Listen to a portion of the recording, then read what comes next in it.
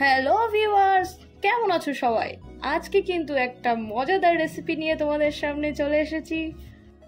আজ আমরা বানাতে চলেছি ফ্রুট জেলি কেক। তো এখানে আমরা নিয়ে নিয়েছি দুটো ড্রাগন আর একটা আম। কালার কম্বিনেশনের জন্য এখানে আমরা একটা সাদা ড্রাগন আর একটা লাল ড্রাগন ব্যবহার করছি, আর সঙ্গে নিয়েছি একটা আম। এগুলো কিন্তু আমাদের গাছের একদম টাটকা ড্রাগন।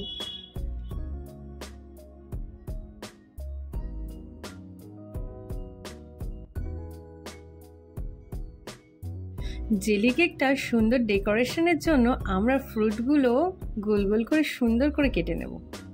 তোমরা কিন্তু বাড়িতে অবশ্যই ট্রাই করো। তোমাদের বাড়িতে যে ফলগুলো থাকবে সেগুলো নিয়েও তোমরা করতে পারো।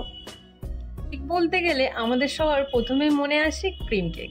ক্রিম কেক খেতে আমরা সবাই খুব ভালোবাসি, কিন্তু ময়দা ছাড়া বা ক্রিম ছাড়াও যে কেক বানানো যায় সেটাই আজকে আপনাদের দেখাবো।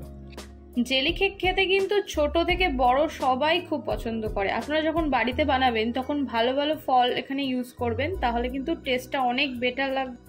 কালারিং ফলগুলো বেশি করে ইউজ করবেন, তাহলে কিন্তু দেখতে অসাধারণ লাগবে।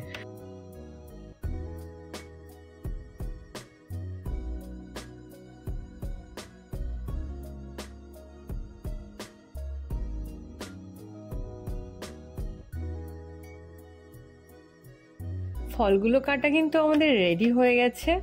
এবার আমরা কেকের প্রস্তুতি নেব।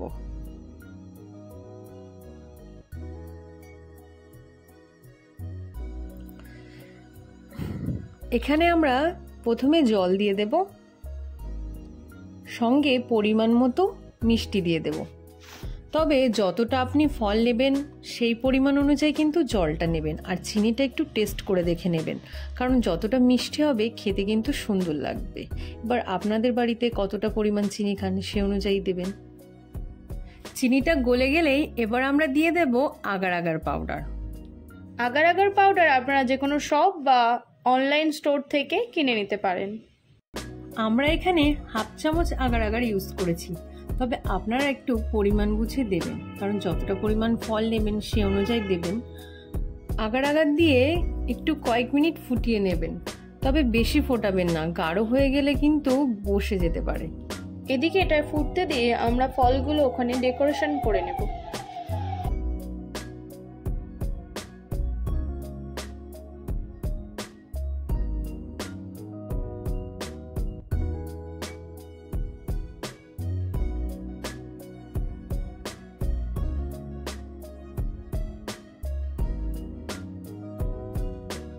এবার আপনাদের পছন্দ মতন যে কোনো পাত্রে ডেকোরেশন করে নিতে পারেন। আমি এভাবে সাজিয়ে নিয়ে এর উপরে আগার আগার দিয়ে দেব।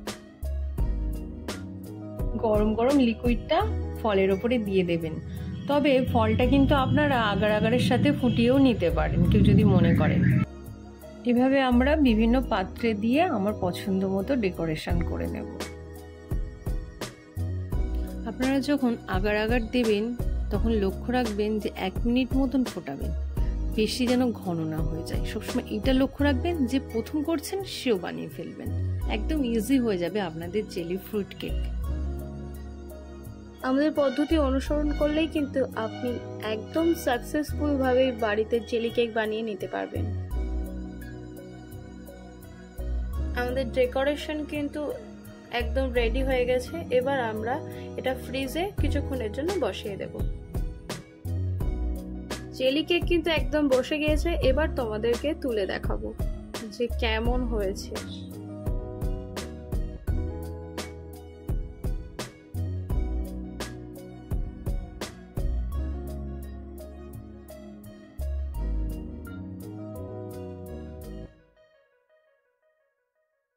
জেলি কেক কিন্তু একদম রেডি হয়ে গেছে। এবার আপনারা ঠান্ডা ঠান্ডা পরিবেশন করুন। এটা যদি আপনারা ইউটিউব থেকে দেখে থাকেন তাহলে আমাদের চ্যানেলকে সাবস্ক্রাইব করে আমাদের পাশে থাকুন, আর যদি ফেসবুক থেকে দেখে থাকেন তাহলে আমাদের পেজটিকে ফলো করে আমাদের সঙ্গে থাকুন। ভালো থাকবেন, ধন্যবাদ।